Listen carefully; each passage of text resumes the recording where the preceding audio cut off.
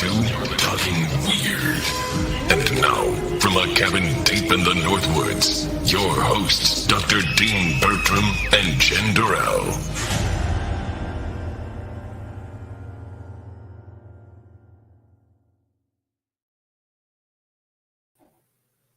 Hey, baby. Hey, baby. 1 week out from the 6th annual MidWest WeirdFest. I know. It's This exciting. time in a week, it is exciting. We'll be in the Micon Cinema in Downtown Eau Claire. Mm-hmm. Watching a plethora of amazing films with a bunch of incredibly talented filmmakers who are coming in. And our ever-growing and incredibly loyal audience in Eau Claire. Mm-hmm. And I have to give credit. It was your idea to do this show again tonight. I was like, what guest are we going to book? And you're like, why aren't we just talking about the festival? And I'm like, that's a good point. Why aren't we just talking about the festival? Well, that way they can see the trailers. And...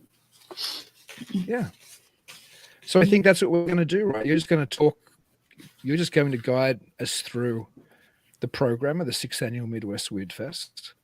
And people, of course, can go and look at MidWestWeirdFest.com and check out there's the trailer links, information and ticketing stuff there as well. But tonight, if they want to come on a journey with us, they can get a guided tour from the festival directors through what this year is going to look like.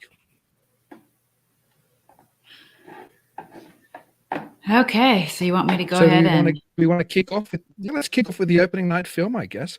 We'll talk about it afterwards, which is 6 p.m. Micon Downtown this coming Friday night, March 4. It's the film Crabs. Yeah. So we have the trailer. Mm-hmm. Why don't we screen that? It's a fantastic, hilarious film. We'll chat about it a little bit after the trailer. Let me get that a second.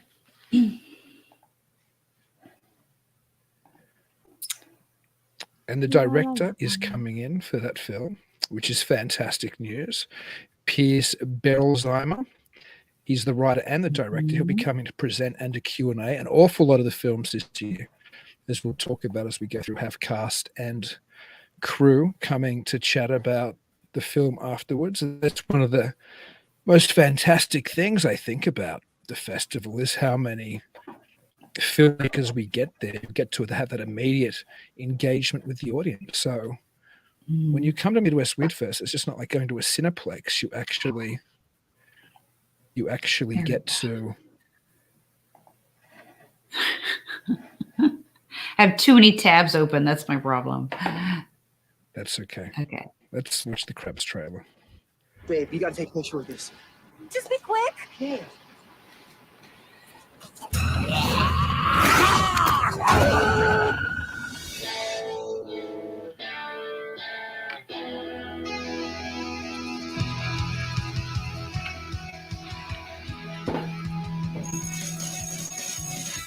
Good afternoon, lunchtime, my classmates. Hi, Radu.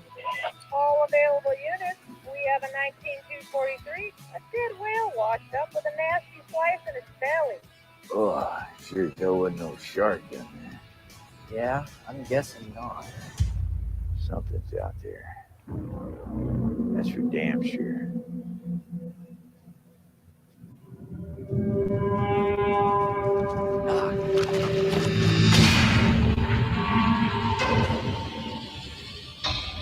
Mister, you all right? Yes. Reports are coming in from fishermen all along the coast. What are these things? Some unknown species of crabs. I've never seen a 6-foot-tall crab. We need to call the army. And tell them what? That we're being attacked by man-eating crabs? We have to stop them.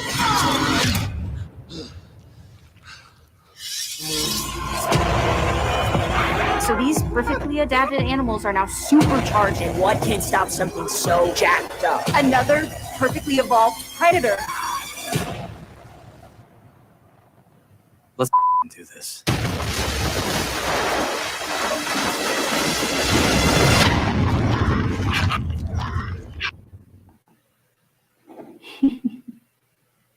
Fantastic film. That's what it looks like. And over the top monster movie. And it's just the perfect way to open a festival. And again, the director, Pierce M. Berolzheimer, I've got to get used to pronouncing Pierce's name for the Q&A. Pierce M. Berolzheimer will be in attendance, which will be absolutely fantastic. Oh, yeah. And you haven't seen Crabs yet. I know you've seen some of them. I don't think you've No. watched Crabs yet. Is that right? No, I haven't. I haven't watched it yet. Well, you can sit in on opening night. It'll be all the more fun. I've got to turn something Is there off here. Problem? Are you okay? Yeah. Sorry. You can't hear it, so that's good. I wouldn't worry. I had too much another about movie going on in my something. ear, and I'm like, wait a second, I'm lost. Oh my goodness. That's the Yeah. problem with having too many. It's still tabs doing open. it. That's Well, nice. let's I won't have to deal with that. Oh well. See if Sorry. you can stop it. I got it to stop. Can we roll into the 8 o'clock on a Friday? easy. Woodland Grey? Yes, we can. Excellent. Just get that one. Hopefully. Yeah, Woodland Grey's a wonderfully creepy and beautifully shot and some incredible performances. It's just a dark, weird, strange horror movie. I know that the audience at MidWest WeirdFest are going to really enjoy this. Definitely going to like it. I'm not sure if the director Adam Ryder's coming in. There was talk about him coming in, maybe. I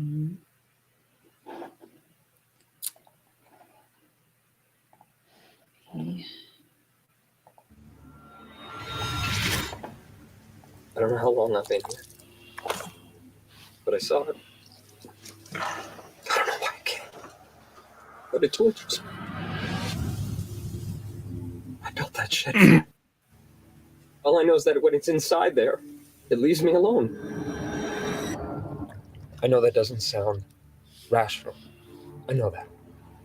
I don't even know if you're real. Are you? Are you at all curious what this is? What I know is in constant flux. This is impossible. This is my grandfather's. I took this piece and I placed it in his coffin myself. Oh, it's not real. It's not real. It's not real. Grandpa. I need you to show me the way out of the woods. I'm seeing things. Never worked for me. Maybe better luck for you. You're gonna be blindfolded because I can't have you direct people back here because of something you think that you saw. What are you doing? Don't move. Put your hands down. Put your hands down. I see.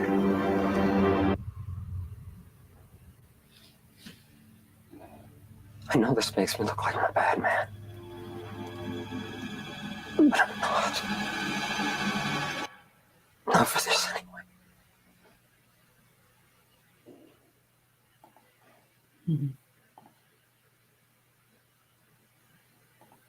Fantastic. I've heard a few comments from people saying that my video's choppy. That's the glory of doing a video stream when you live in a cabin in the woods. Usually it's okay, but tonight apparently my rural internet is sucky. I hope people can hear me even if I'm freezing. A little bit about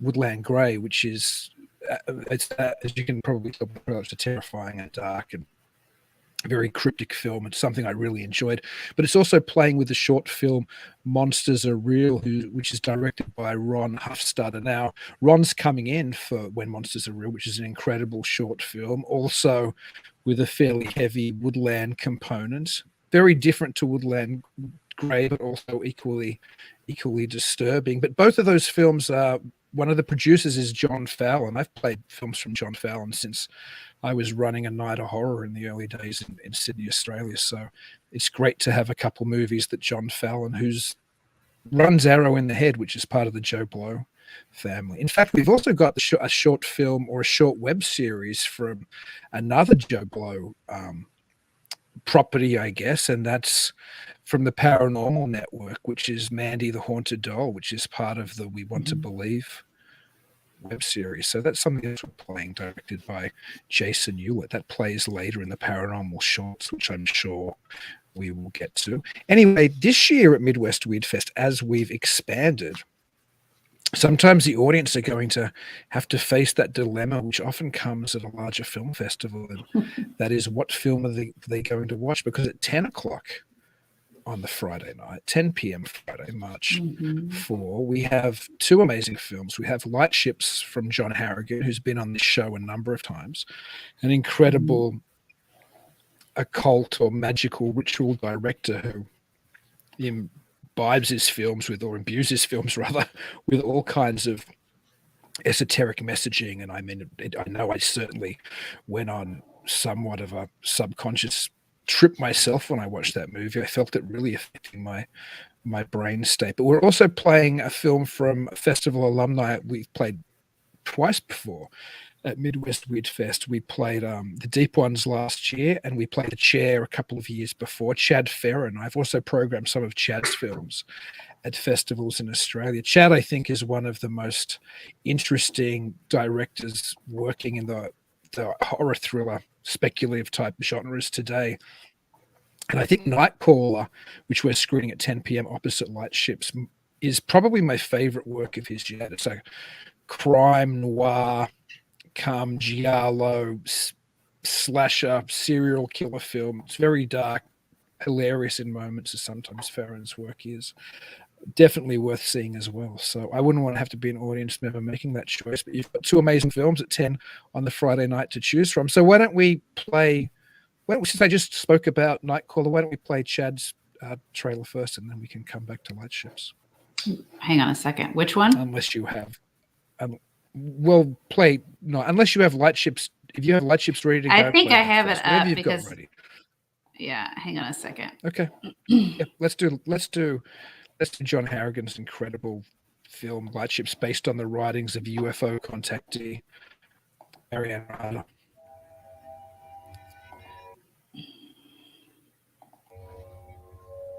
This was one of the very first films I saw when programming the festival this year.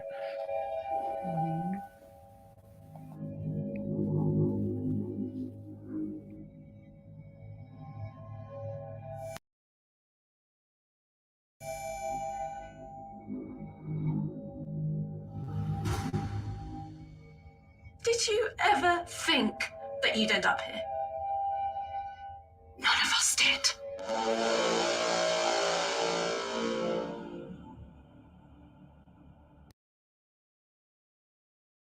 The future looks like the end of the world. It is not. Open your heart, Eve, and receive the treatment this facility offers us all. Would you go into the treatment room if I told you your son was inside? The Black Iron Prison has us within its grasp. I don't believe their lies anymore. I'm getting out. I'm getting out.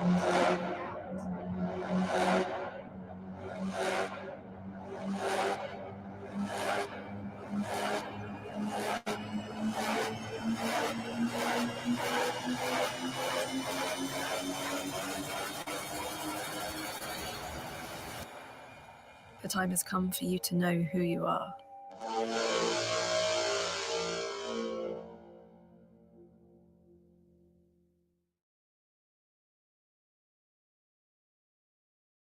Fantastic. I think John Harrigan's probably one of the most interesting directors working today, period. There aren't many people who are doing the type of work he is, which is actually, I don't know if there's anybody really who's using film as a type of magical process to attain the type of effects that he does in that movie. Just an incredible film. As is Nightcaller, although it's a very different film. It's certainly something which I think fans of giallo movies and serial killer films and the like are not going to miss. So do you want to play Chad Ferrin's latest film? And I think his greatest film yet. And I've been a fan of Chad's, like I said, for years. And if anybody who's watching is a regular attendee of the festival, feel free to drop us a comment and ask any questions or make any comments about the films you're really looking forward to watching at the festival. Little man, you're crying. I know why you're blue. Someone took your kitty car away. My name is Clementine. I'll be giving you your reading this evening. What do you see, darling Clementine?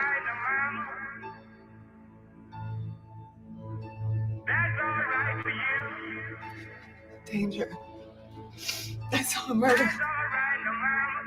Which you confirmed how? By having a seance. A seance. Communicate with spirits. Immediately. ESP.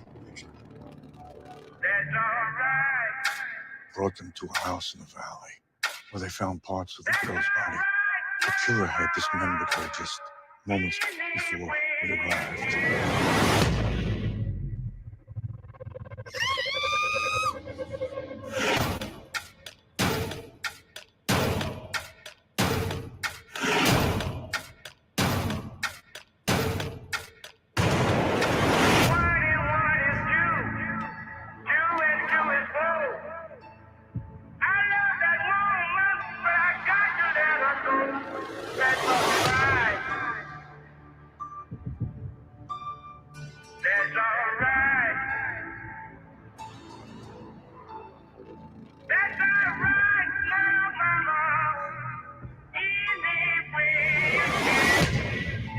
Little man, you had a busy day.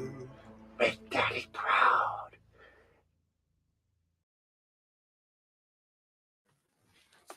Something actually that I thought about when I just watched that trailer, it reminded me about the film, is there's a number of films at the festival this year, including Nightcaller, that do a wonderful job of evoking previous periods in cinema or in history. Like Nightcaller is set in, I think, the present. There's certainly cell phones in it, but it feels like it's a film from the 1970s. It feels like a crime drama / giallo from the 70s.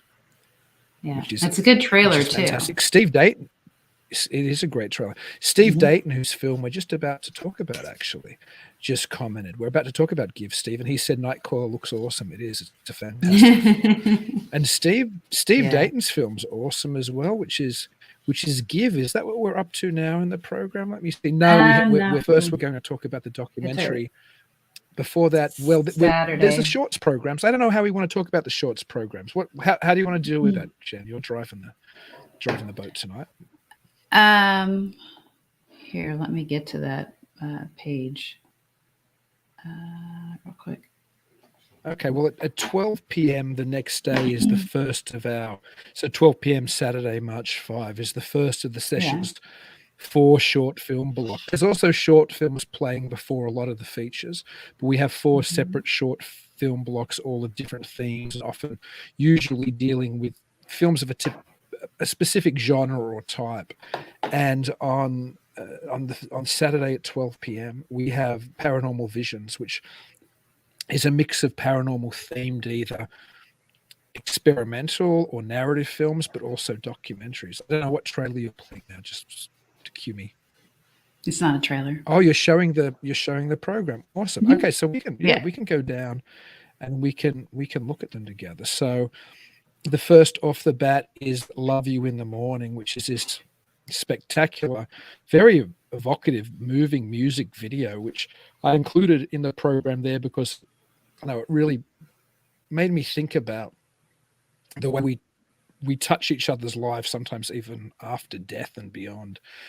Of course, following that, we have Telos or Bust from Brad Abrahams, who we had on as a guest a few weeks ago. I suggest people to go back and watch that episode of Talking Weird, where we talk extensively about that documentary, which is essentially Brad investigating people who live near or around Mount Shasta in California, and they believe that there's kind of an underground city or paradise there called Telos. Pattern Recognition is a fantastic experimental film dealing with, as it suggests, patterns and powers beyond us and life after death. There is Mandy following the haunted doll, which is from Jason Hewlett, whose short documentary last time, I think, what did it win last year? It won an award like short documentary, or I think it won short documentary at the festival last year. Anyway, he had another film last year that won with this, and Jason's films play on the Paranormal Network or his television series, and Mandy the Haunted Doll is one of the latest episodes from that series of We Want to Believe. And then The Man from Boggy Creek, which is about Charles Pierce, the director of Boggy Creek and The Town That Dreaded Sundown, amongst other films. It's a fascinating documentary about a fascinating, often overlooked filmmaker. Zone of Silence is about a mysterious area in Mexico, which has all kinds of paranormal phenomenon reported there. And Landing is just a wonderful film about what it suggests, a UFO landing. And closing out that session, we have Not Alone, The Life Above, which I was actually only talking to the director on the phone for the first time. Actually, I'd emailed him because he'd submitted the film, but we spoke just yesterday, and that's Scott Deshane. And Not Alone, The Life Above presents just fantastically the idea that perhaps UFO sightings, or at least some of them, aren't extraterrestrial craft or craft from our government or anything supernatural, that it might actually be some type of entities, the UFO shapes themselves, that live within our atmosphere.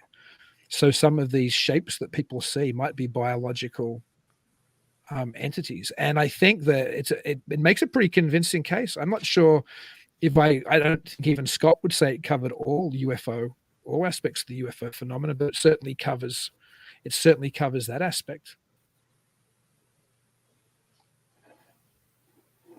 So yeah, that's the paranormal shorts. That's the paranormal shorts. I just got a Facebook message from another director we'll be talking about in a minute as well. Noah Mucci of Lunamancer. I have Telos or Bust up if you want me to play that one. That's up to you. The trailer for it, you mean? Or yeah.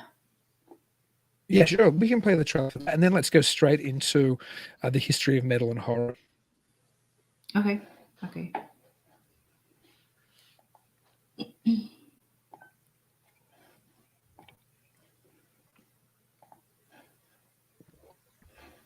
Get that full screen.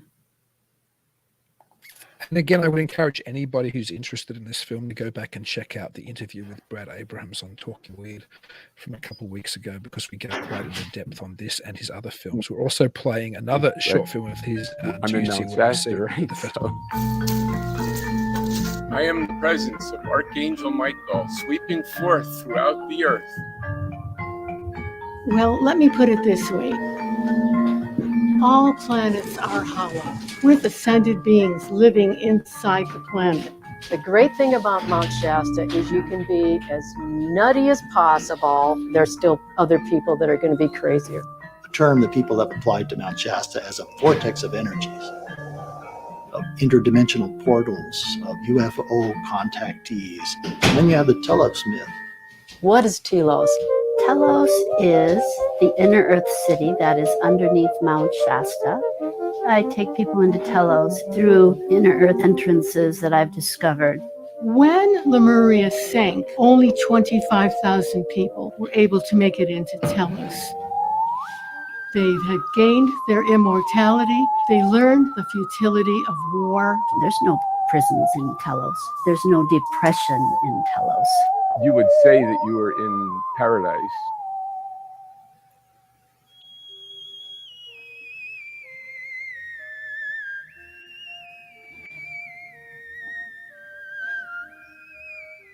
Did you feel the tremendous love that is in the city of Telos? I did not feel any love. Okay. Yeah. Okay.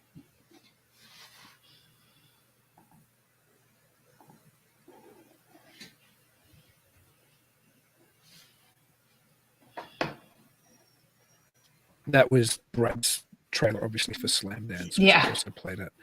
And I think Brad is a documentarian who handles the unusual and the weird and the paranormal very objectively. I think Mm-hmm. he lets the audience make their mind up. He did the feature documentary Love and Sources, which I think's on Amazon Yes. Prime or is on Tubby. I Mhm. watched it somewhere recently before the interview I did with him anyway, which is also worth checking out. So why don't we roll into, in fact, before we do, I'll say this. We had several horror film documentaries submitted to the festival this year.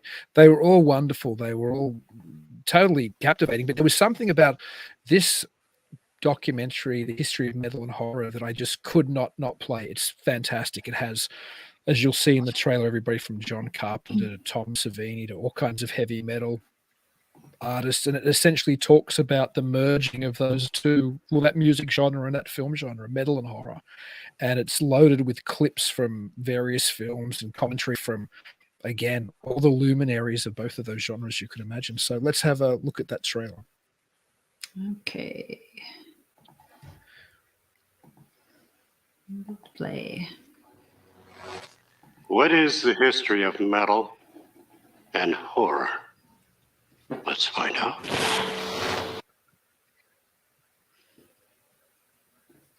I have no idea why I did that. I think what makes effective horror is that it registers the anxiety of the humans that are watching it. That's what horror does best. My favorites by far, if any. Sorry. Everybody knows me, it's a Universal Monsters. That's my whole life. My mom took me to see the original Jaws when I was really young, and it scarred me for life. The first VHS tape I ever had was Dawn of the Dead, and I would just let it play over and over all day long. I must have watched it thousands of times. The movie that affected me the most was Salem's Lot. Hellraiser is another massive, great film, and I remember watching that for the first time and being totally blown away with it. It's human, it's not human, and then there's this little matter of having a whole bunch of nails banged into your head. Sounds like a crazy idea. The movie Ghoulies were on. I was obsessed with that show. It didn't seem that different to me, the Bugs Bunny to the Frankenstein. Like, it really was a natural kind of thing. Of course, like most kids, I was watching cartoons on Saturdays, but I was also watching horror movies. Captain Spaulding triggered the rebellious nature of people, and that is kind of the attitude that goes along with metal and horror. Black Sabbath was a Boris Karloff film, right? You know, that's where they got the name from the film, and they combined it with heavy music, and that's how heavy metal was born. You had people on one hand doing horror music, and you had people on the other hand doing horror film, and then somewhere in the middle where these two circles crossed, you had a hybrid. I use the music, a lot of metal music, for listening to in between violent scenes. It just helps my energy. I still get goosebumps when the skeleton comes up and starts saying, "Do you want a party?" It was like, okay, now chaos is going to ensue.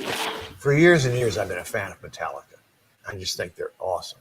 I know there are people out there who love horror. I know there are people who love heavy metal. And I know there are people who love both. I'm reaching out to those people and saying, hey, man, I'm into it too. And I got a lot of cool stuff. You can just come over and check it out. Horror and metal really became co-defendants in the Satanic Panic scandal. Rock and roll is the devil, and horror is the devil too. So it's perfectly natural.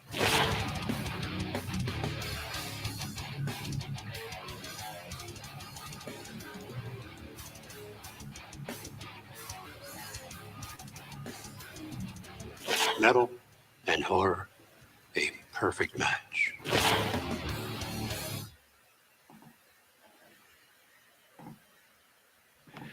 And Michael Berryman, that quintessential horror character from such greats as The Hills Have Eyes, narrates it, which makes it all the more fantastic. Now, that also plays at 12 p.m. on Saturday, March 5 at the Micon Downtown Cinemas. So audiences are going to have to choose whether to check out Paranormal Visions or check out the history of metal and horror. Now, following those two films, I think now we should talk about, because we teased a little bit about it before, we should talk about Steve Dayton's incredible feature film Give, which plays at 2 p.m. Give is actually a local film. It was made in the area surrounding Eau Claire. Steve Dayton is an Eau Claire filmmaker. This is the first feature film we've ever screened from somebody who lives in the immediate area of the festival. Steve, I didn't know Steve, although he'd been to the festival apparently a number of times, and he clearly was somebody who enjoyed it, and he submitted the film. He didn't contact me or anything and say I'm an Eau Claire filmmaker, nothing like that. It was just submitted. It's this wonderful film that it has elements of horror in the movie. Like it deals with the disappearance of a child and how obviously, terror. I can't think of anything more terrifying than my child disappearing. I mean, that's the most terrifying thing in the world. But that said, other than just being horrific, there's an incredible emotional undercurrent in that film as well. I rewatched it last night because last night I delivered all the DCPs, but I have the original files they were made from. DCPs, for people who don't know, a digital cinema package, which is what cinemas screen these days instead of 35mm film. So we make the DCPs and then we deliver them. But I'm still watching them all to make sure there's no glitches, as one should. So I was watching Give again last night, and it still walloped me again the second time I watched it. Like, it was like, this is just an emotionally powerful movie. Steve's an incredibly talented filmmaker, and it also brings to mind things which I'm absolutely obsessed with. I talk about them all the time on MidWest, or not MidWest, WeirdFest, I'm talking with. And there's a sense of, it doesn't mention the fairies, but any strange disappearance in the woods makes me think of the fairies. And it also, of course, or the fair folk, or the good neighbors, as I prefer to say, or the she.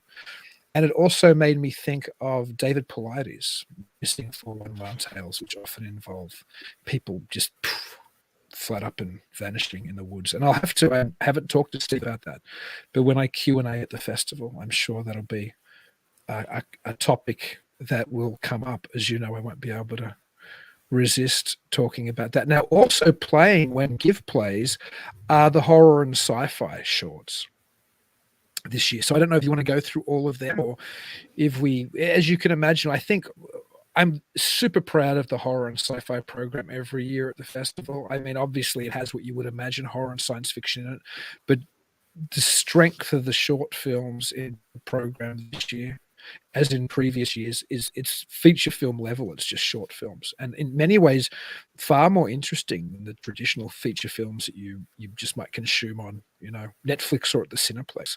Just incredibly talented filmmakers telling very dark and strange, or speculative science fiction type stories. One of those directors is coming in. Alex Fofanoff is coming in for his film While Mortals Sleep, which is actually playing in both sessions because I didn't want him to have to compete with Steve. It's playing in the short session, and it's also playing before Steve Dayton's film Give. And that film's, I don't want to give too much of it away, but it has a very Lovecraftian underpinning to it, I think. And it's a film that makes you think, and it's a film that's quite confronting, which I love in my horror.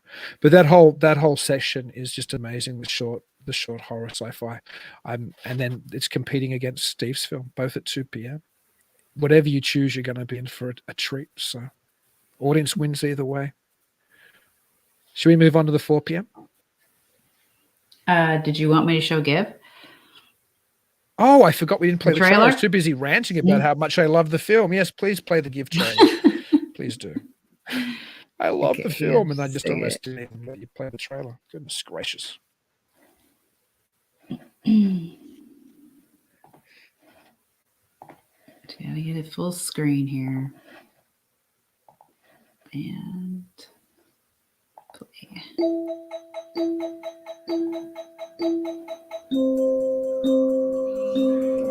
Triangle, little star. How I wonder what you are. Up in the sky, you seem so high, like a diamond in the sky. Twinkle, twinkle, little star. How I wonder what you are. Daddy?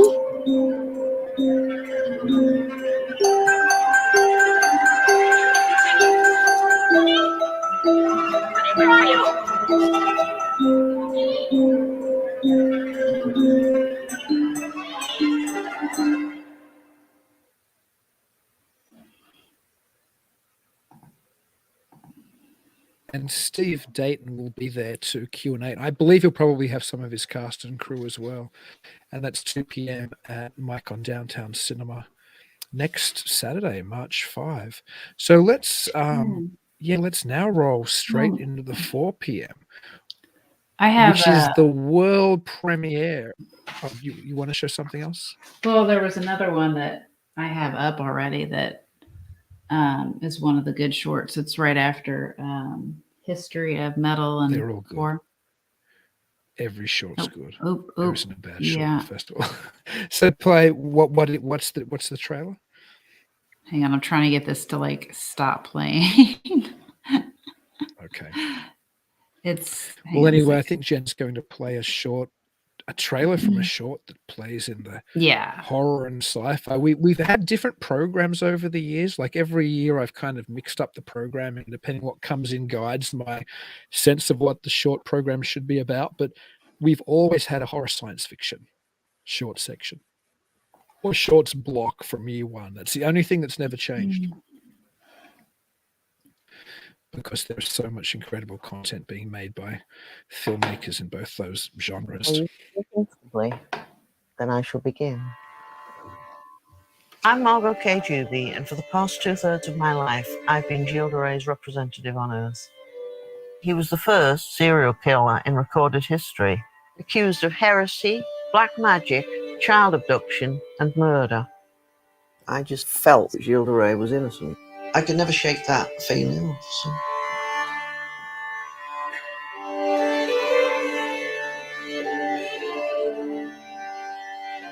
I think they would rather have a hero debunked than discover that a villain was really a good guy.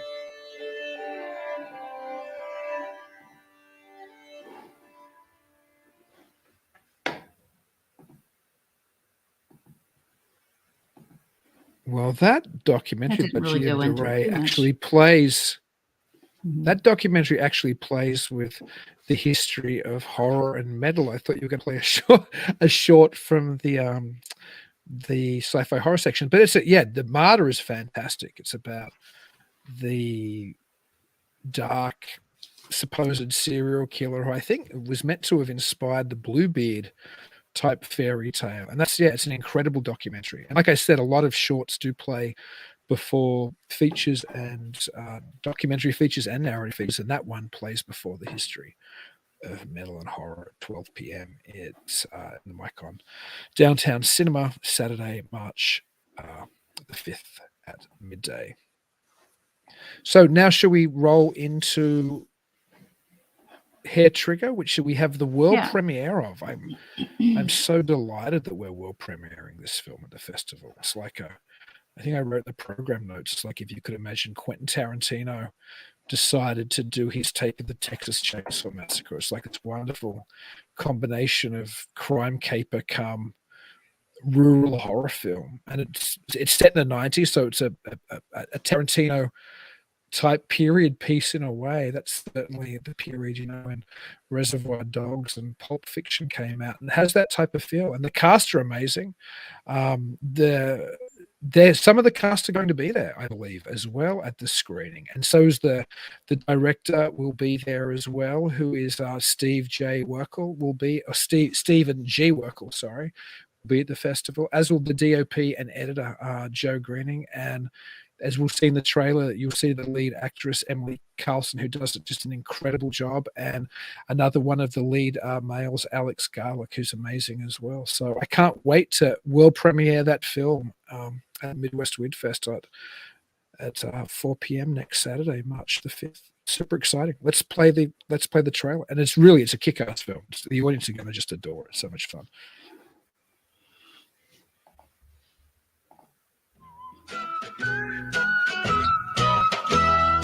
I have found my place in town. I have found my home. In my home I keep my love as close to me, my love. So I looked over your case histories, and everybody's got criminal records. All needing a paycheck. All willing to ask as few questions as possible.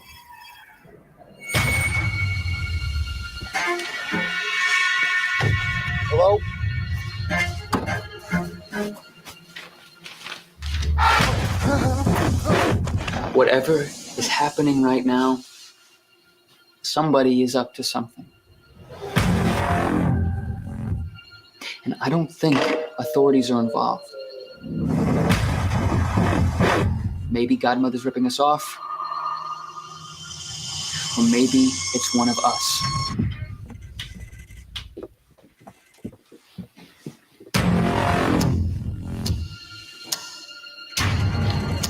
Hey, who's on watch right now? It should be Sonny. Yeah, no, he's not there. I don't even really know who Godfather is or who Godmother. Let's say you're in a situation where it's you or them, they kill you unless you kill them. I'm not about to trust anyone.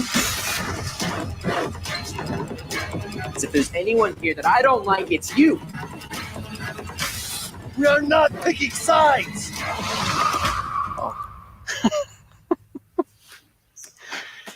Right.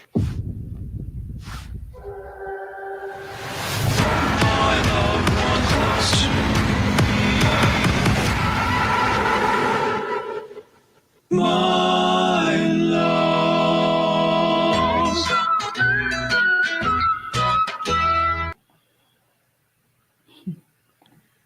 Man, it's such a great thrill ride. I love that there are people in the independent space who are able to take traditional genres and tropes we're used to and still do new and refreshing things with them.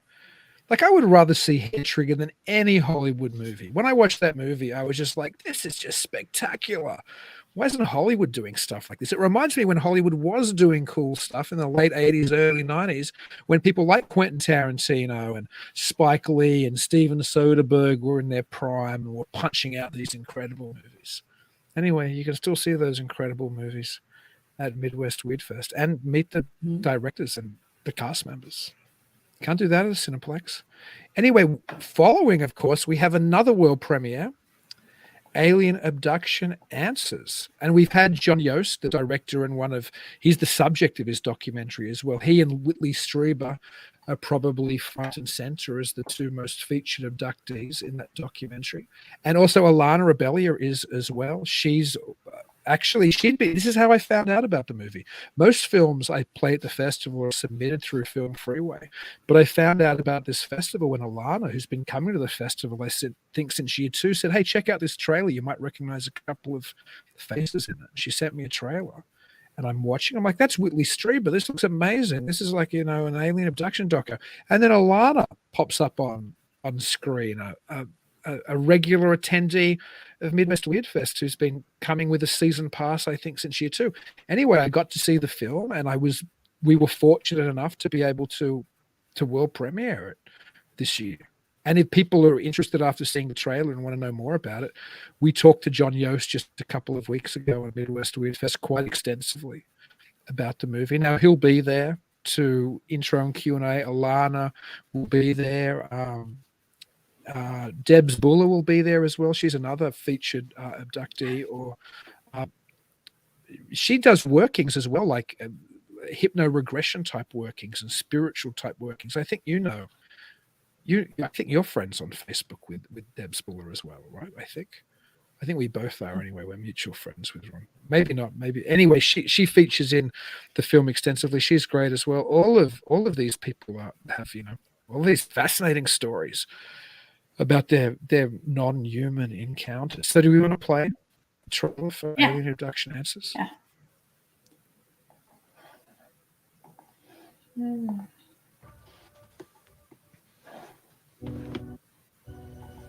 Hundreds of thousands of people Why is it showing? have claimed contact.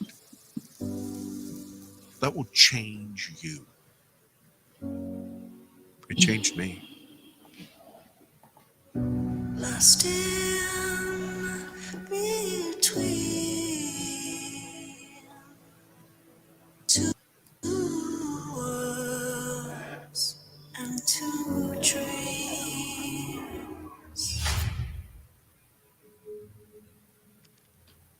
This was something that I kept buried for years. strange things would happen. I didn't want anything to do with it anymore. He came at me, and I fought for my life. Ships started to pop up in the sky. And there's this bizarre disk of light. And it's moving across the sky very fast. The experience is often very terrifying. If I felt fear, I would crawl under my covers, hoping that it would go away, whatever it was. I know that we were put in that craft. I knew I was going to go to another planet. And the being was right next to my face. He saw two shadow beings. That's when I felt like I was going to die. I had a real encounter with something. Even if I had to live with the fear, is to know the truth, is to know.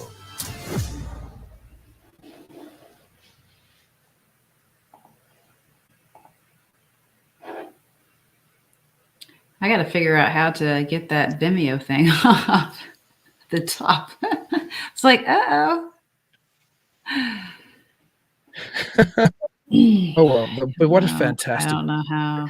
I think one of the most, maybe the greatest documentary on alien abduction I've ever seen. It's very broad. It looks at the history of the UFO phenomenon, and it looks at multiple abductees encounters. And what I liked about it was that the abduction experiences aren't homogenized in that. They're not all the same.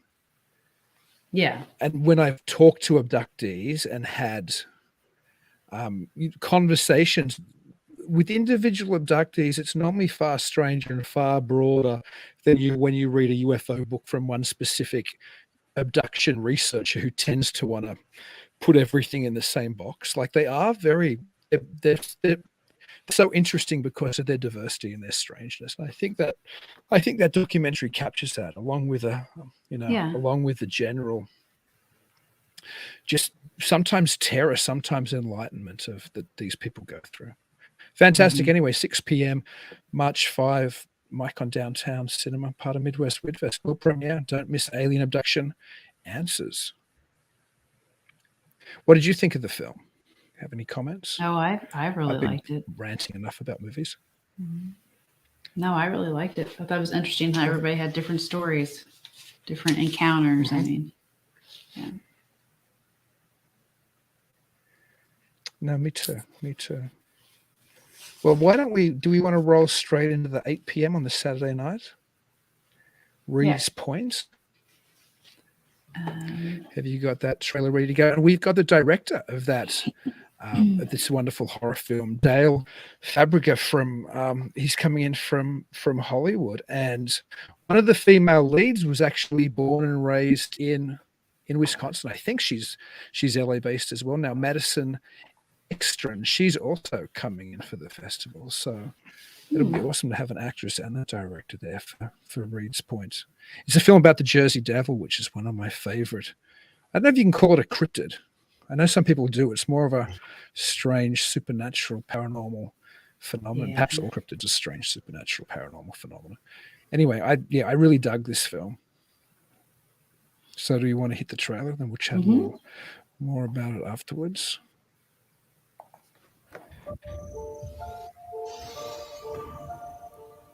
Sarah? How's the Jersey Devil article coming? There's so little on Kelsey's disappearance. I need to find out what happened to her.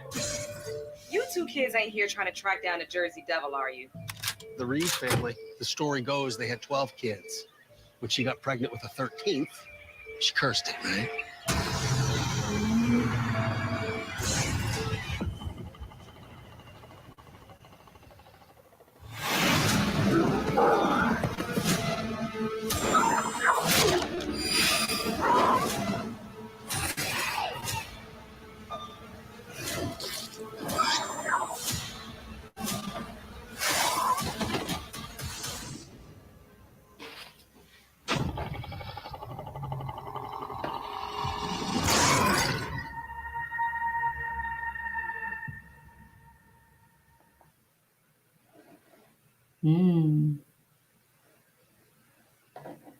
I don't think you've seen Reed's Point either. That's another one you can enjoy on the big screen. Or have you? Have you watched it since? I know you have access to all the screeners.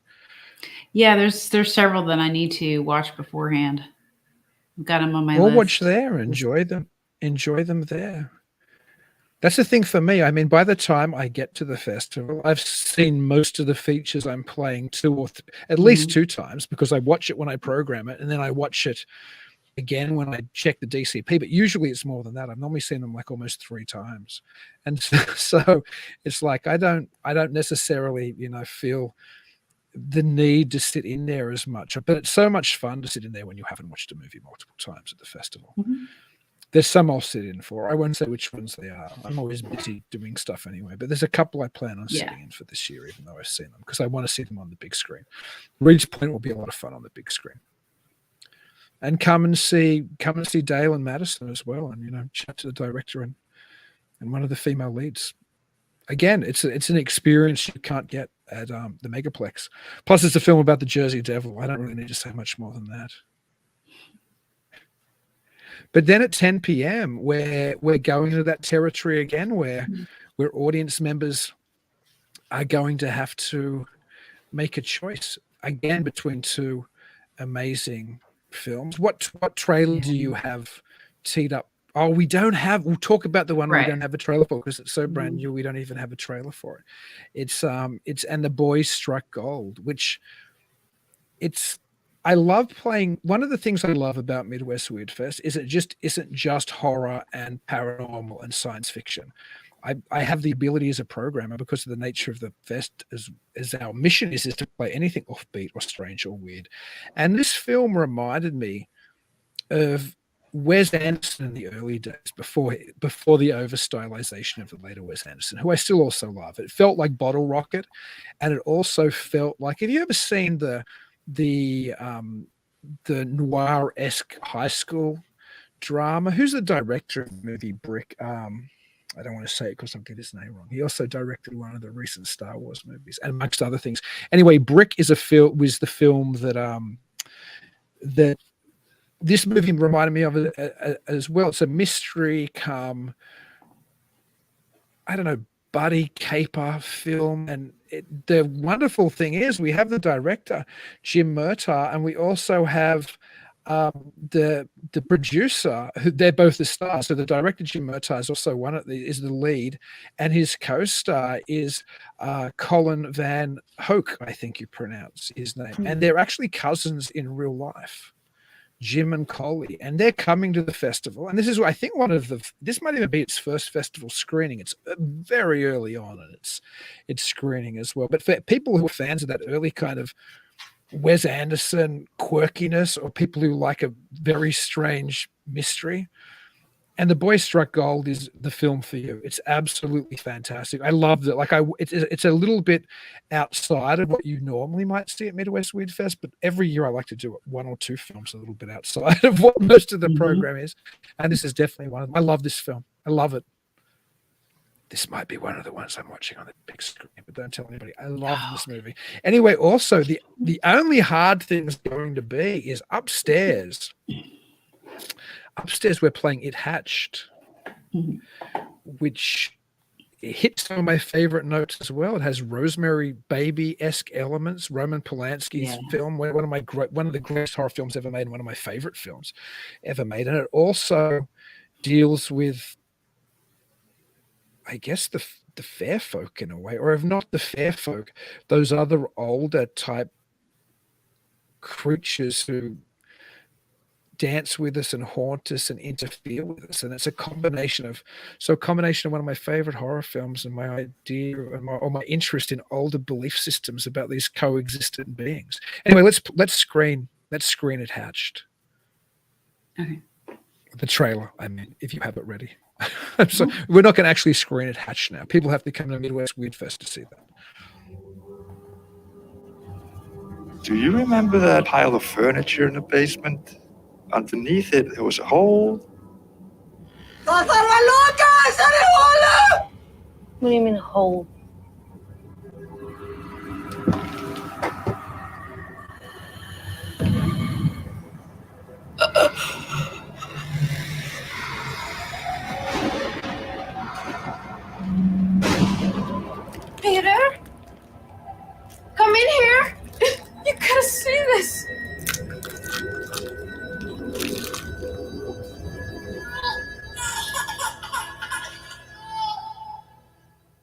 Myra? What's going on? We should have kids a long time ago. You know, to save love, to save relationships. Merkilegt hvað þau eru ljúf og hjálpar vana eitthvað. Þessu börnin. Honey? Are you okay? What? En úti bíður andlit á glugga. Þegar fjöllin fimbulhá, fylla brjóst mitt heim. It hatched. That's it. After watching that Yeah. trailer, now I want to watch that on the big screen as well. I'll be running upstairs and downstairs between it and The Boy Struck Yeah. Gold.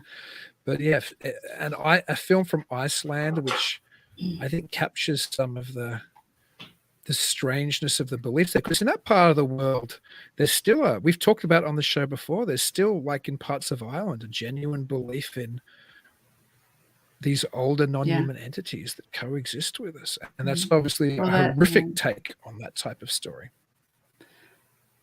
Is it Iceland too? Right? Or Yeah, is that it- isn't. Yeah, that's Iceland. Yeah. And I think you're right. A lot of those countries far up north, they still have an immediacy, their connection with the weird. Joe Fox just said some pretty great stuff. Thank you, Joe. You should make a trip. I think. Joe, where are you, Joe? I'm not going to say where you're from on air. You can message me, but I know you're not in Wisconsin. You should make a trip to Midwest WeirdFest. Hang out with me and Jen for the weekend. Watch some cool movies. Joe is one of our longest going listeners on Talking Weird, and I'm always very happy to know he's listening. He's one of my favorite audience members.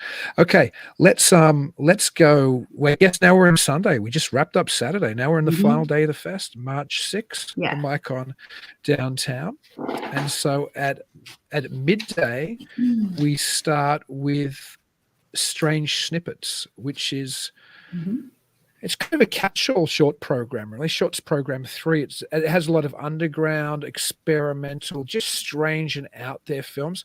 I love all of the shorts programs this year. I always love them all. But there's something about Strange Snippets which is almost unmissable. The films in there. I don't know if did you want to get through them quickly on screen?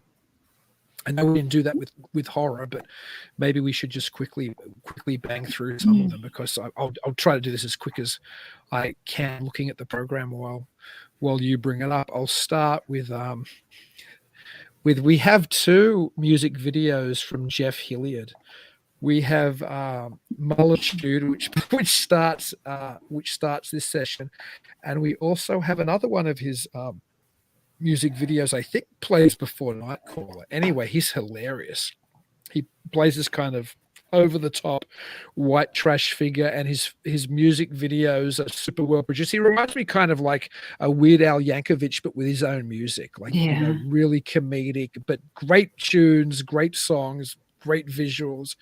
Then we have the short animation hybrid from Steve Lepkevic, who we've actually played. Steve's won Best Animated Film at the festival before. I think almost every festival we've had a short animation from Steve since year 1, and he does these nightmarish dreamscape, over the top, just psychedelic animations, and they're always disturbing and packed with all kinds of meaning, and you can almost just look at every frame and try to unpack it. Then we have a short film, Speed Cinema, which incidentally was actually shot partly in the Micon Cinema downtown, which I didn't know about till I was watching it when I was programming. Nobody had told me. It came through Film Freeway like most of the films do, and I'm like, that's the Micon.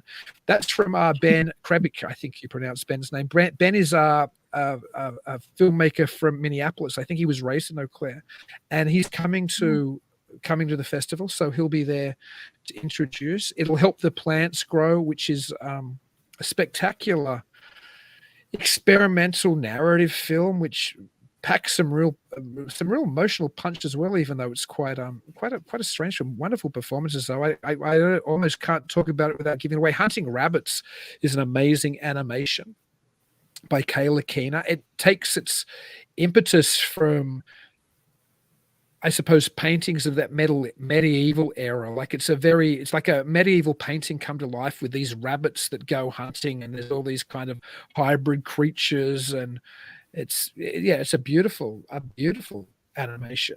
I think it was financed by, I think Groening, the guy behind, or Groening, however you pronounce his name, Groening, the guy behind The Simpsons, has a fund where he finances animation. I think that came out of that fund. One of my favorite short films of the festival, I shouldn't say I have favorites, but this film just blew me away, was My Dinner with Werner by Maverick Moore, which imagines a dinner where Werner Herzog is, and that's why I should have said My Dinner with Werner Herzog and Klaus Kinski, who have this notorious relationship in film, the great actor Klaus Kinski and the great director Werner Herzog. What happens at a dinner that they're both at, and it's over the top and just hilarious. And it uses, the dialogue is actually real quotes from both of the men. The things they say are real quotes from different situations, and it's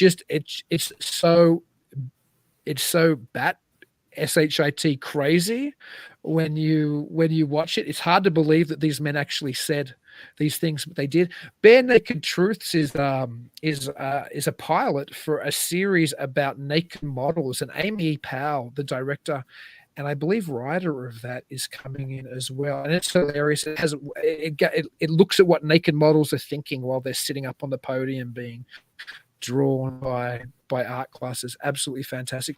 Jason Pell's Pinprick is almost perfect for Midwest WeirdFest. It is this animation that looks at all of these different mythological and cryptid type stories, but in that kind of Midwest or rural America area. So it has, it has Mothman-esque type things and UFO landing type things and other monster type things. It's just, it's almost the perfect animation for Midwest WeirdFest, if there was such a thing.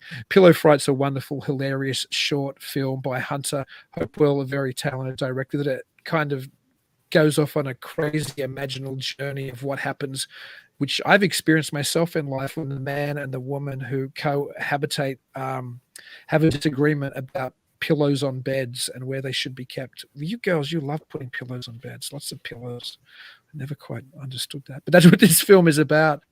Dirt Bag is hilarious. It's about a man who's given a bag of dirt just randomly, and then he has to work out what to do with the dirt, and he becomes attached to it. Very strange movie. A Final Message deals with, it sounds tragic, but it's actually quite hilarious. A man receives an LP which has been pressed from his, I believe his dead wife or his dead fiance's ashes, and he gets to listen to the song that she wanted to send him. Every Thorn Has Its Day is a film from Brazil which imagines which has a man waking up with this enormous zit on his head, and then what he does, or who he gets to help him get rid of it. Biopets by Tyler Council imagines you being able to impregnate yourself and deliver into the world various hybrid animals. It sounds as over the top and as hilarious as it is. Monkey Love, Please Hold is the closing short film of the Shorts 3 session, and I absolutely adore the movie. It's about I really like I watched this movie and I just went, even though it's long, it's often hard to program longer short films at a film festival, as I often tell people. It's a 20+ minute short film, but it's about this reclusive man who I suppose becomes involved with a phone sex operator. But it's actually incredibly romantic and hilarious, and just I'd love to see the feature version. It just begs for a feature to be made from the director Greg Fox. So that's our Shorts 3 Strange Snippets session at Midwest WeirdFest this year. So there you go.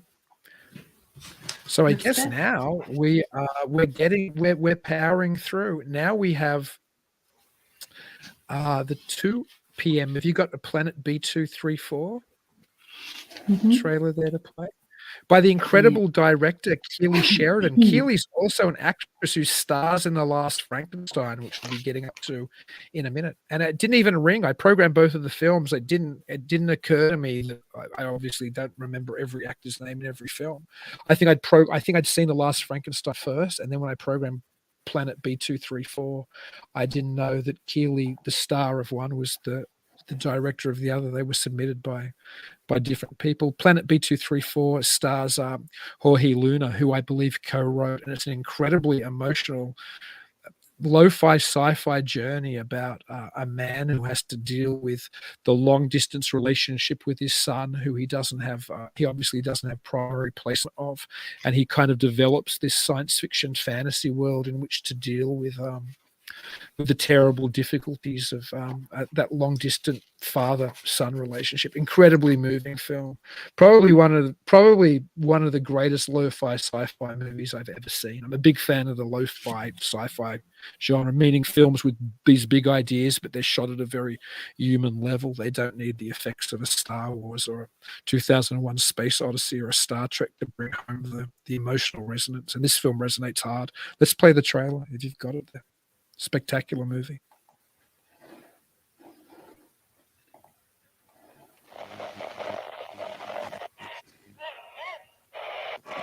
So tell us, what exactly did the rover find when it landed on planet B234? This is one of the most important findings of our team. There is life on planet B234.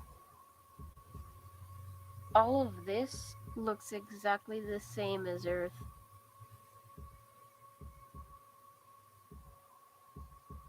Astronauts have to endure a strenuous training process in order to be ready for the physical and mental challenges of space travel.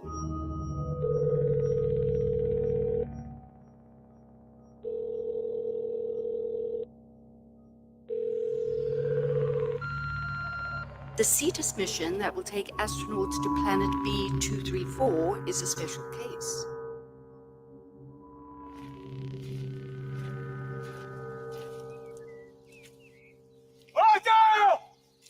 As the body starts experiencing microgravity in outer space, an astronaut's heart rate rises.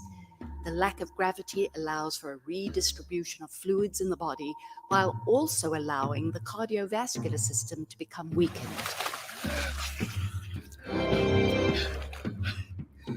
Papa. Where are you? Call me back. Planet B234 is a lie, you coward. Otto! Can you hear me?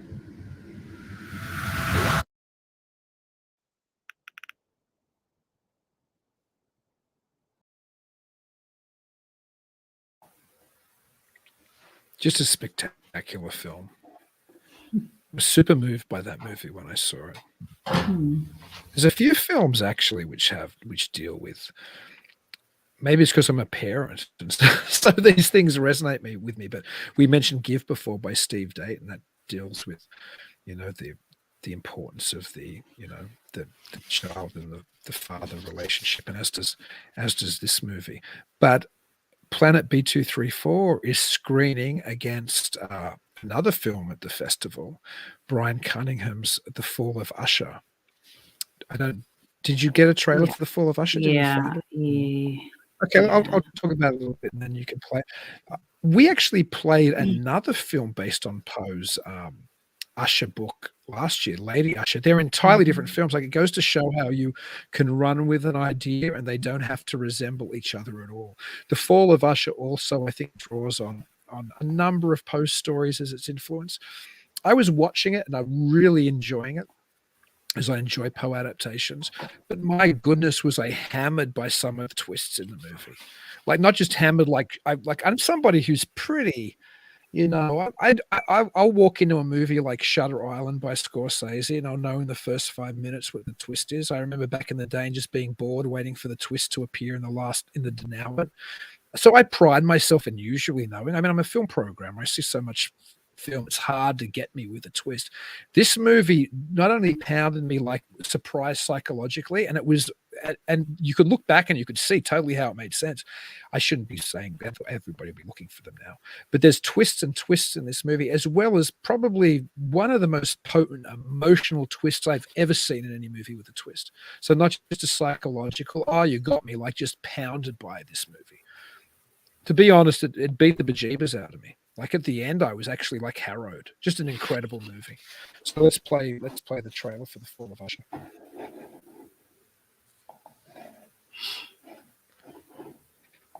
Let me call myself, for the moment, William. I'm a storyteller by nature and a liar in my freer times.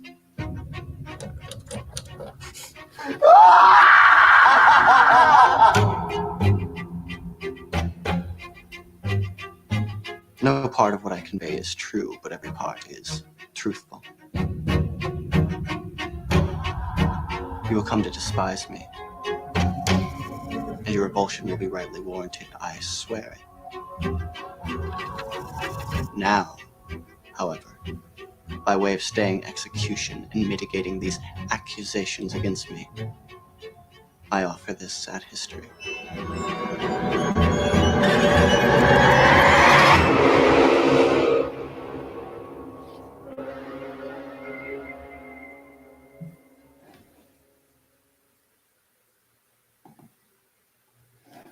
Yeah, it's one of the greatest Edgar Allan Poe adaptations I've ever seen. And that says a lot because I'm a big fan of a lot of Poe adaptations from Corman on. Just an amazing film. I mean, it's hard. I'm not even sure how I can advise you whether to watch Planet B234 or Fall of Usher at the festival. I don't know whether you should love me or hate me for putting together such a wonderful program, making you choose. But anyway, I'm being conceited and facetious intentionally. But yeah, they're both spectacular films. Both just incredible. So from there, we should talk about the 3 p.m., which screens immediately after and in the same the two cinemas, the same the downstairs cinema with Planet B234, and that's shorts for Fairies and the Wolf. I've been on a real fairy kick lately. I don't even like to use the term fairy. I don't like to use the term fae either because it's overused. I do like to say the good neighbors or the fair folk or the other crowd or the she. The idea that there's been another species or another intelligence which has interacted with for forever, since time immemorial, other creatures which we've recognized culturally, certainly the Gaelic speaking people recognize them. And we've talked about this an awful lot, I think, on MidWest WeirdFest. This film, this short film program encapsulates it. So I don't know if we want to just very quickly go over that. Fairies and the Wolf, because the final film is actually a spectacular werewolf type film. So it kicks off with The Homework Fairy, which is just an adorable little film about two girls doing their homework, and then, as it suggests, a homework fairy comes to help them, and how they respond to that. Now, I haven't programmed a film by myself at a festival since I started A Night of Horror in 2006, and then we ran in 2007 in Sydney, Australia, where I played a film called Foresta Rossa, which, funnily enough, was kind of a fairy tale as well. Anyway, I programmed a short film. It's not in competition, so it's not at any risk of winning any prizes, or I'm not being totally nepotistic, but it fit this program which I put together. It's a short I made last Halloween called Halloween Fairy Tale, which is basically me talking about the fairies and their major part in traditional Halloween beliefs, and showing a family heirloom of my own that might physically prove the existence of the fairies. Following that is an incredible film from Ireland, which perhaps is more rife with fairy or fair folk belief than anywhere else in the world, called Changeling. And it's about, as the title suggests, a couple who their baby might have been taken by the fair folk and a changeling might have been left in its place. Wonderful movie, very, very potent movie.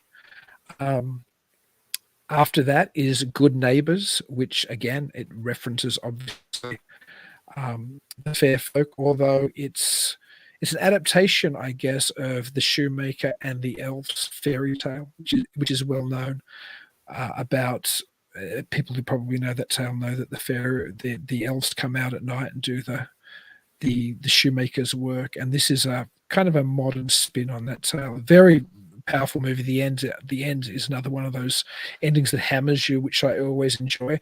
And then there's Fishwife by Beth Park from the UK, and it's set in 18th century Britain when a lonely woman is visited by a strange man who seems to be taking an unusual interest in her menstrual cycle, and then what follows from there. You should never let things into your door late at night. I think anybody who's cognizant of fairy lore is aware of that. And then closing out that program, I'm not even sure how you pronounce it, Course Sui, I guess, by Quentin Richard from France. And it's about a man who is a farmer in France, and his sheep are being killed by some mysterious beast. And as his paranoia grows and his daughter comes home, how they deal with this external or perhaps internal menace. A wonderful program. I love that program, and not just because I programmed a short of my own from it. Anybody who likes Tales of the Fair Folk will really dig that program. And how often do you get to put together a program just about the fair folk in a film festival? Almost never. Anyway, I did it this year, so that was a lot of fun. And then we're up to speed now, where there's no films playing against each other, and we roll into at 4:30 p.m. The Girl in the Straw Hat. Now, did you find a trailer for this? Just so I know before I start talking. Yeah. Rambling on. What a film this movie is. My goodness. It's by the director David James Schultz. It's produced by James Sharp, who also stars in it. And you'll see him. He's the bald or the shaven-headed psychiatrist come cult leader in this movie. It's a film. I was talking earlier about films that really evoke an earlier period in cinema. This movie could have been made in the 1970s. It's not trying to be set in the 1970s, but it has that feel of a film from the past. And it's about a couple who the man has had some type of existential or psychological crisis, and they go to a self-help cult retreat, and what happens to him there. And it's got all of these wonderful, blendings, which are things we talk about on Talking Weird all the time, about what's psychological and what's actually supernatural and what's real and what's not real. Anyway, just a movie. When I watched it, I can't even say how delighted I was that it had been submitted to the festival. It's one of those films, I don't even know, I was 10 minutes in and I'm like, this film's going to screen. It's so good. Anyway, let's play the trailer. Incredible movie. Tell me what's been going on with Thomas. For a while now, Tommy hasn't really been himself. Do you feel that? You are standing at the threshold of bliss. Thank you for purchasing the Star Level Self-Help Package, and welcome to Retreat Cabin number 2, your new home base for the next week. Welcome. Oh my goodness. I see a lot of familiar faces. And some new ones, too. Over the next week, you'll uncover the secrets of Aletheia. But right now, rest up. Remember, distraction is the enemy of transcendence, and I'll be watching over you every step of the way. Tomorrow is the first day of the rest of your life. Happy healing. Dr. David Tilquin.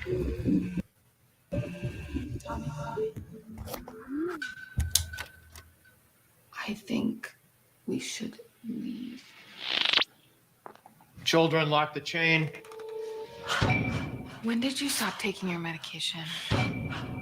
That's really between me and the doctor. The doctor. There's a lot going on between him and you, isn't there? Tommy, you're being brainwashed by a bunch of fucking weirdos. You're not fucking weirdos. You have any idea what leaving right now would do to me? After all the work I've been doing, the one fucking time that I feel like I'm alive. I need you to trust me.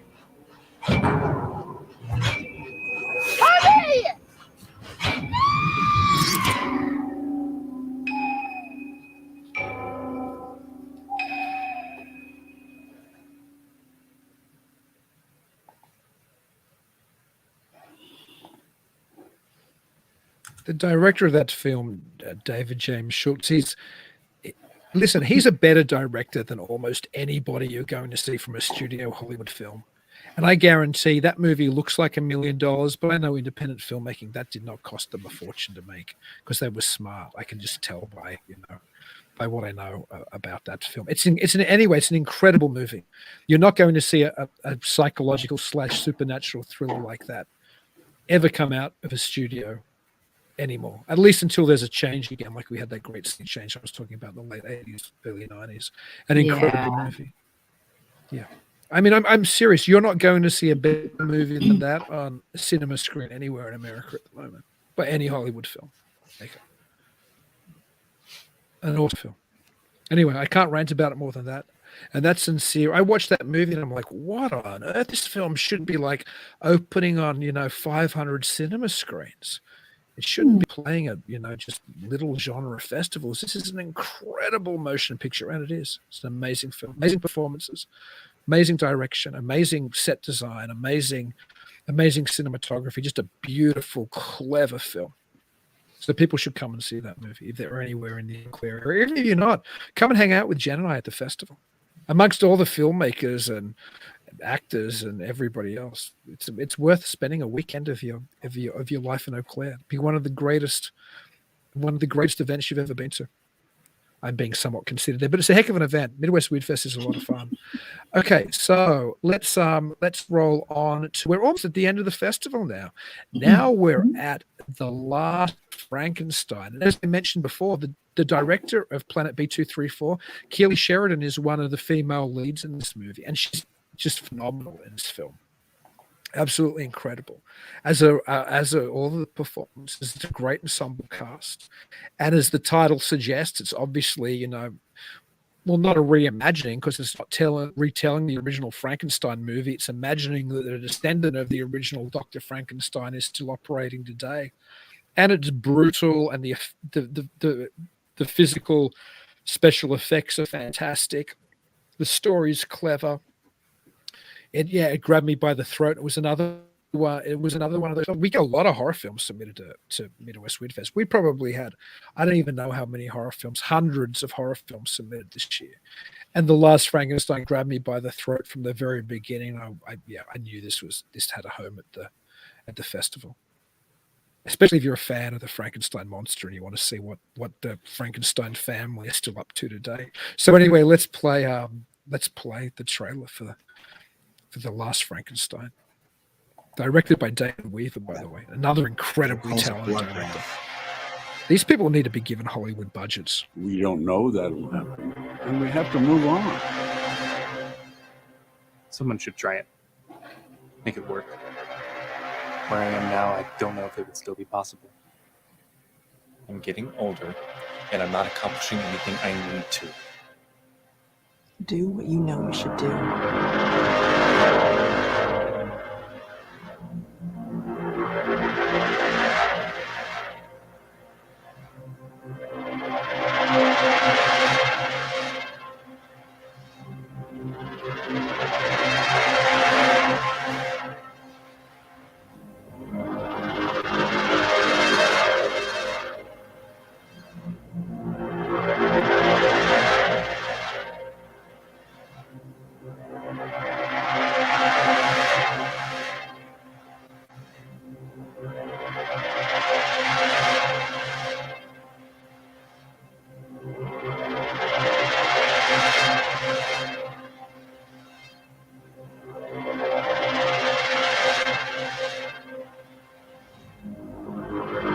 Jason, focus on your studies, working with your father, and don't let anything distract you.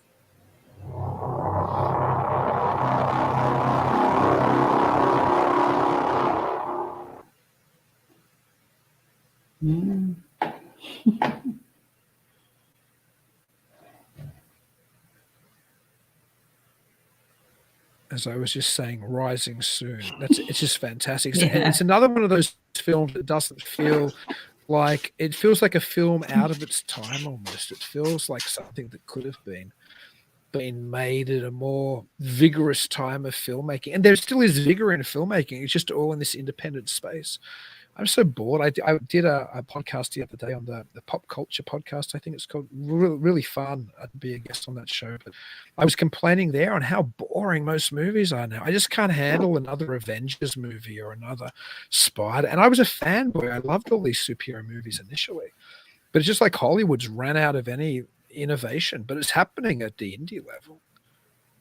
I'd rather watch almost any film submitted, forget about what we're screening, any film submitted to MidWest WeirdFest than go to the Cineplex today. I'm so exhausted. Anyway, speaking about exhausted, we don't want to over-exhaust our audience. We're already running almost 30 minutes longer than usual, but we're at the very last film, maybe lucky last or maybe best till last, and that is the film Lunamancer. And both the writer-director, Noah Mushi, and the writer-producer, Matt Patterson, and I kind of said Noah's name fast. I don't know, actually. I'm going to have to find out again before the Q&As if it's Noah Mushi or Noah Musi. It's M-U-C-C-I. Anyway. An incredibly talented director. I think his background was being a director of photography. This is his feature film debut. And Lunamancer, I think I wrote in the program notes or in one of the press releases that went out that it kind of reminded me of a film that occupied the space between The Matrix and Taxi Driver.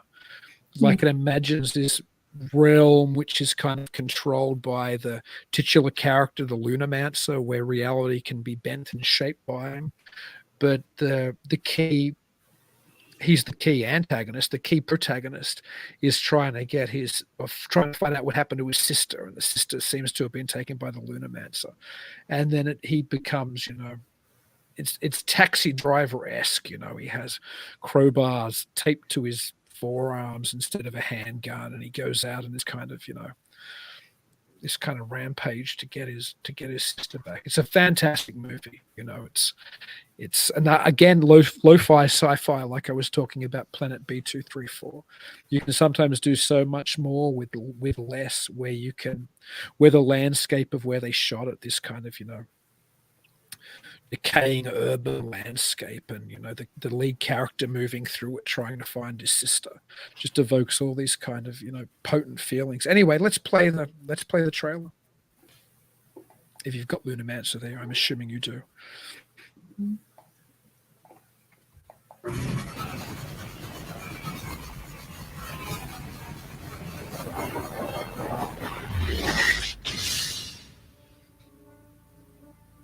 What are you doing here?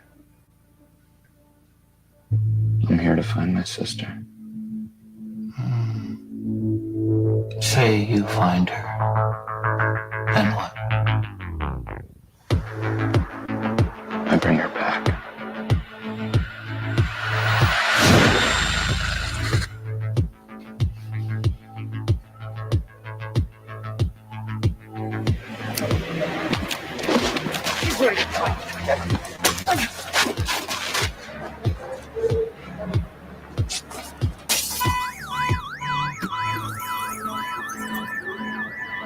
What are you doing back in town?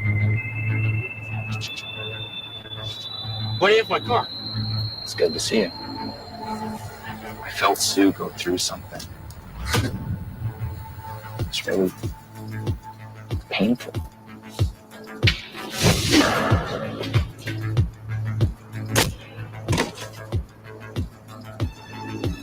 Leave the city.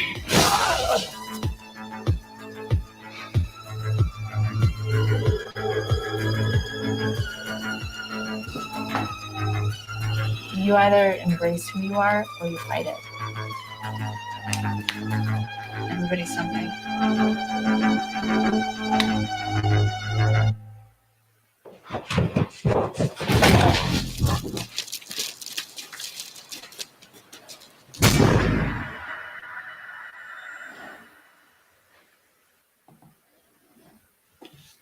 I love that freaking movie. That was another film I got. It really drew me in very quickly, and I'm like, that film's playing at the festival. But yeah, that's the closing night film, and it's fresh on. It's only played one festival before us. It played the Philip K. Dick or the PK Dick Film Festival, and there it won the major award of the festival, the best PK Dick film. So it has that type of PK Dickian reality where you can't quite tell what's real and what's not real sometimes, where reality blurs with something else. Anyway, an amazing film. The director and the producer will both be there. And then following that, we'll all be drinking and partying. And if you come along, you get to hang out with the filmmakers and us. I'm sure the filmmakers are probably more of a draw, although Jen's a big draw. Jen's probably far more entertaining in person than I am. I'm like the wallflower at parties. I'm verbose on this film, but I just sit in the corner wanting to be left alone whenever there's a social event. No. Well, that's about the wrap up of the festival. Thank you for listening, everybody. Oh, just quickly, I don't know, did we hit every short filmmaker who's coming? Just let me have a look, because I don't think we did. We mentioned While Mortals Sleep, Alex Fofanoff is coming. His film is playing as part of the science fiction and horror short session at 12 p.m. on the Saturday as well, or 2 p.m. on the Saturday rather, as well as Before Give. Steve Dayton's feature, and Steve will be there. Monsters Are Real on Huffstarter. We mentioned his short film plays before Woodland Grey, which is 8 p.m. on the Friday night, March 4 at Micon Downtown Cinema. We mentioned Amy Powell, Bare Naked Truths. Her film plays as part of the Strange Snippets short program. We also mentioned Ben Krebich, Speed Cinema, his film plays. The Foot Fetish Show, I don't know if we mentioned that. Randy Zuniga's film, Hilarious, and Glory plays before Chad Farron's film Nightcaller, which plays at 10 p.m. on the Friday, March 4th. And I don't think I mentioned that singer-songwriter, director Lucas Alexander Kermis is coming to the festival. His wonderful music video, 1000 it's called, which he appears in playing a piano. It's a beautiful music video. Screens before And the Boys Struck Gold, which is on Saturday night at 10 p.m. March 5th. Yeah, Saturday, March 5th. That's right. Trying to keep all these dates straight. Well, that's that. Yeah. Thank you for driving the ship, getting us through the festival tonight, baby. I tried. You did good. Have anything to add after I rambled for the last hour and a half? I'm just ready to get to the fest, get away and have a little vacay. So yeah, you and me both. Well, it's good because it is a bit of a vacation, but it's a working vacation, but it's still wonderful to mix with all the filmmakers and to watch some of the films on the big screen. And I encourage anybody. I know some of you are, various parts of the world and the country and can't get there, but if you can, think about coming to MidWest WeirdFest. It's a heck of a lot of fun. And if you don't, remember these films, and if they play at a festival near you, seek them out there. Or if you see they come to a streaming platform or to a cinema, seek them out there, because they're all incredible. I'm incredibly, I keep saying incredible. I'm like Mr. Incredible. They're fantastic movies, and I'm delighted that we have them all at MidWest WeirdFest this year. The 6th annual, March 4 to 6, Micon Downtown Cinema, Eau Claire, Wisconsin. Well, if that's all, baby, I guess I'll sign out and tell you and everybody else to keep it weird. Keep it weird. Thank you for joining us tonight. If you're interested in checking out more episodes, you can find us at talkingweird.com. If you haven't already, please like the show on Facebook, Twitter, and Instagram at Talking Weird Podcast. Make sure you never miss an episode by subscribing to Talking Weird. We're available on most podcast platforms and YouTube. And if you do enjoy the show, please leave us a review. Dean and I would really appreciate it. Until then, stay safe and keep it weird.